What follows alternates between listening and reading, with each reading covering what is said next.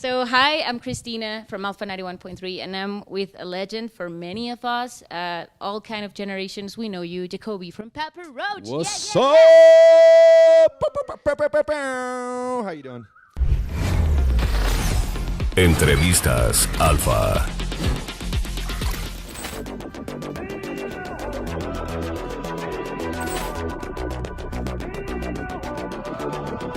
Fine, and you? I'm doing great. Good to be here. I'm very happy and honored to be with you. And I got to start this interview with this question. What are you grateful for today? Oh, today, what am I grateful for? I'd say the health and wellness of my family right now. Like, I'm just happy my kids are doing well. They're healthy and they're in a good space. And yeah, my wife's good. She's healthy. And yeah, it's good. I like that. I'm grateful for that. I really like when I read the post of your whatever you're grateful Yeah, I got to for. go posting. It's been a minute since I've been posting them. I got to get back on there. Sometimes I'll take a break from social media and just kind of recalibrate for a minute. Sometimes it just becomes a little too, like, my feed is just like, and I'm like, all right, this shit's stressing me out, dude. Too much of the gnarliness of the world. I'm like, is this real? What's happening? So yeah, sometimes I take a break. It's important. But also you've been busy, like really, really busy. I want to know how your hand is because I know that you cut a little of your hand in the video of Even If It Kills Me. It's all healed up. It's all good. It's good, but you ran a lot in that video that is just crazy. How was it to you to be recording it? It was such a fun video to shoot. I've been wanting to do something like that for a long time. Something that just was like high action, high energy, had a cinematic feel to it, had a story, that had some like personal meaning to it, but felt artistic. And I just am really proud of what we came with on this one. What was the most challenging of recording this video? I think just being able to like, I literally ran all day. Like, there was not a scene in the video where I wasn't running. And I'm like, God, and I do a lot of training. Before that, I was training. So I was very ready for it. But by the end of the day, I was like 9 o'clock. I'm like, okay, I'm going to run there now. They're like, yes, keep running. I'm like, okay, I'm going to keep running. Yeah, it was a good time. Plus a couple of the little stunts I pulled off, and I cut myself up pretty bad on that one. I was like not stoked about that. And that was early in the day too. So I was like bleeding everywhere, and there was no Band-Aids. And then it was all good though. We got it fixed up, and the show must go on. So real blood in that video, real passion I bleed for the art, my sister. Did you have any kind of inspiration of any movie, like dark thriller movie? So there's a couple, in my opinion. There's a movie called Eagle Eye. Okay. And Eagle Eye, I think Shia LaBeouf's in this film. Okay. But it's like from the moment the movie starts, it is just like heart pounding all the way to the end. And it's just like, it's just constant. There's no let up. There's no reprieve. And it was funny because I was on set, and then I was like, they're like, how do you feel? I'm like, I feel like Jason Statham with hair.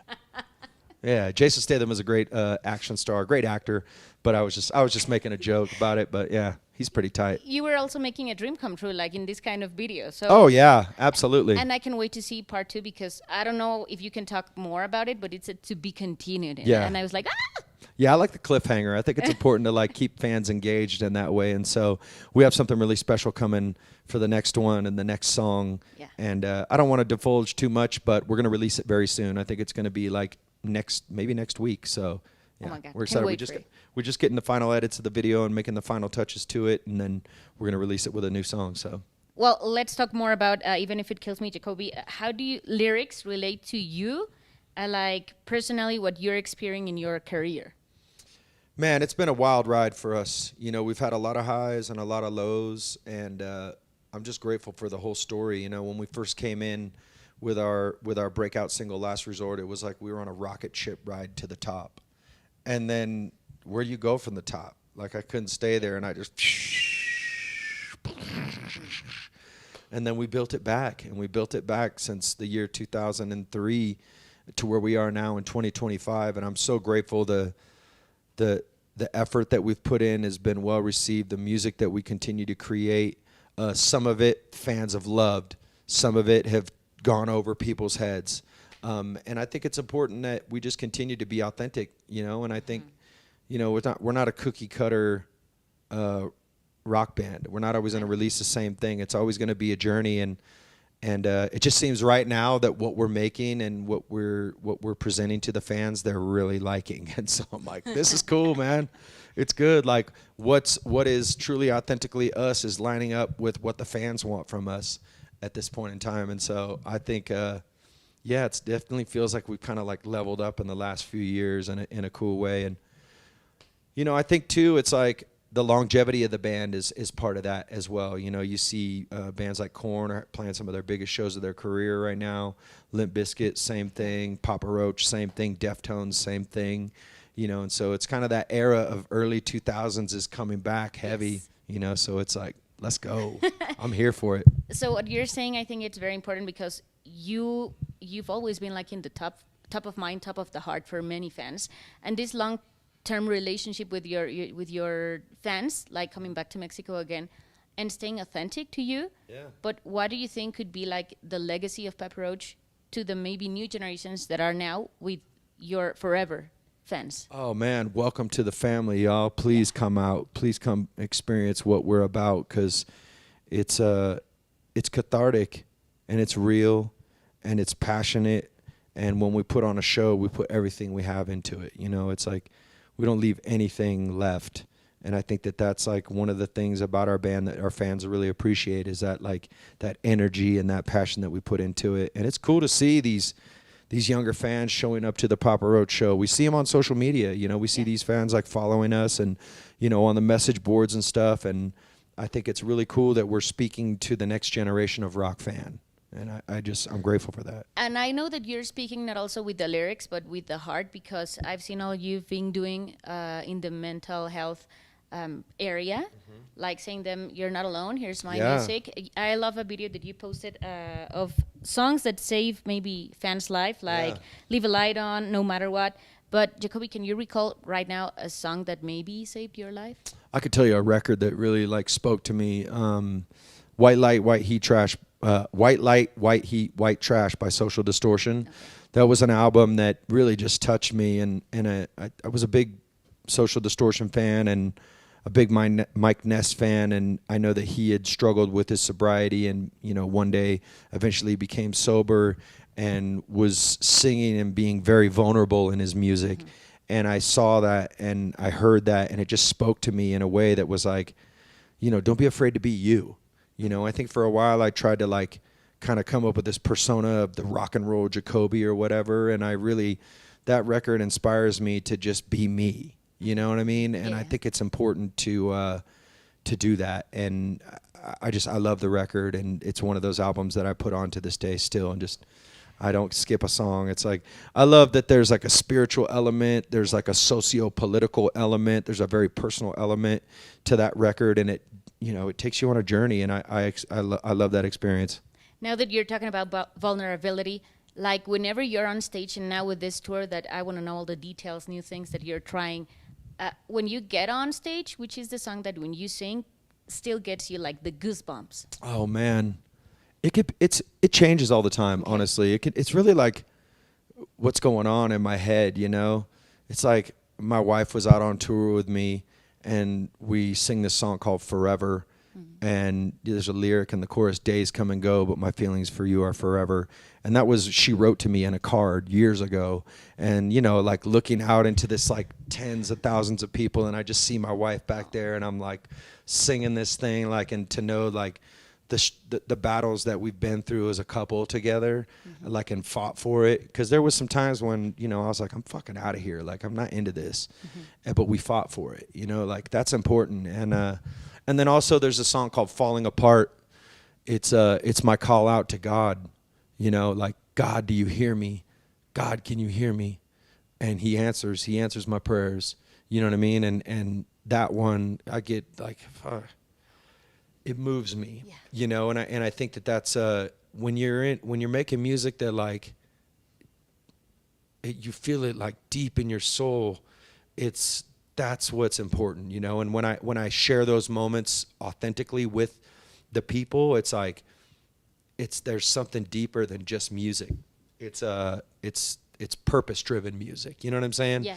And so I think that I'm grateful that I still am connect with music in that way. You know, it's not like some nights I get up there and it's just like I'm fucking rocking, and then there's other nights where like maybe I'm struggling emotionally, or I'm battling something emotionally, or I'm really frustrated or angry about something. and that's when the music then comes in and like resonates in me again. And so it changes all the time. And I think that experience is, I think the fans connect with that, the authenticity of what we do. With emotions. Yeah. There's nothing more authentic than a real emotion. Yeah, absolutely. And what you're saying is like having this superpower. Music is like magic, a superpower. Oh, yeah. You have this superpower to share with the people, and it's amazing what you do. So in this tour, it's going to be hard because, you know, every tour is hard, even if it's a lot of dates or not. How do you keep your peace with yourself? Okay, so mine starts with I got to be very disciplined about how much time I spend on this thing. This thing can like make me fucking crazy, as I'm sure you can understand that. It's like I really have to be mindful of the outside energies around me, not controlling me. Do you get what I'm saying? I have to like protect my energy. And in doing that, it's eating right. It's getting out and going into the nature at least once a day, getting the sun on my face, going for some exercise, not putting like a lot of processed foods in my body. I try to eat like, you know, just like fruit. If it can rot, that's what I want to eat, real food. You know? And so that, and then also like my spiritual wellness. I wake up every day, like right when I wake up off my bed, I slide down on my knees and I just put myself in a moment of prayer and gratitude and turn my life over. And that's important to me. Gratitude is important to me. And then also like some days, like solitude, like just being alone, and not like alone and sad, but just being alone and centering myself is important too. And then also like checking in on my people, like checking in on my kids. Hey, what's going on in your life? How's your day? How's your heart? How's your spirit? How's things? You know, checking and being there for other people, I think energizes me, because then it's like I'm not just thinking about, oh, me. I think that's what's wrong. And a lot of what's going on, I've noticed with myself, is that when shit gets dark, I'm thinking about myself too much, you know?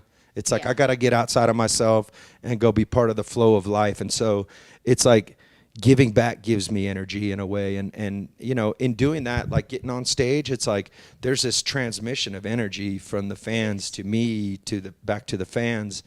And as tiring as it is, it's also energizing in this way, this thing. And so really it's a symbiotic relationship that I continue to like try to just navigate. And I don't party no more, you know, so I'm on that sober tip, which is another way for me to like really keep myself strong and healthy and focused, because I got a fucking job to do, and that's rock the people. What you know? You're saying, like being present, being here. Oh yeah. And I want to end the interview with this. Like I read, you wrote, "I'm getting better and not revealing all my plans and desires. Rather, I execute my plan and then present the results." So if you could just in 1-2 words describe what future means to Papa Roach right now. Oh, hope. Just hopeful. Exciting and hopeful. Like I really just, there's this inspired thing that's happening again within the band, because it's just good. I don't want to expose too much. So yes, just exciting and hopeful. Soon we will know. So that's right. Jacoby, if you could pick any band from any genre to make a cover of Even If It Kills Me, who would you pick?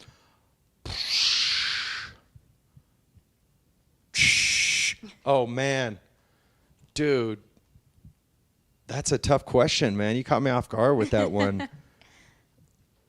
I'd say it'd be cool to hear a group like The Prodigy do like a remix of it. I'd love to hear that, because it's got a little like high-tech element to the song, and I'm just a huge Prodigy fan. I always shout out The Prodigy all the time. I'm like, Prodigy, y'all are fucking dope.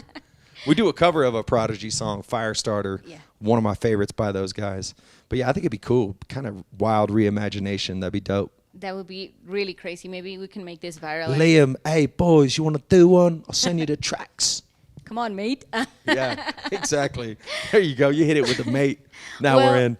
Jacoby, thank you for your time. Thank you for being here in Mexico. We have a quick game, but it's going to be after the interview. Okay, cool. It was down really for nice games. talking to you. Papa Roach, Jacoby en Alfa 91.3.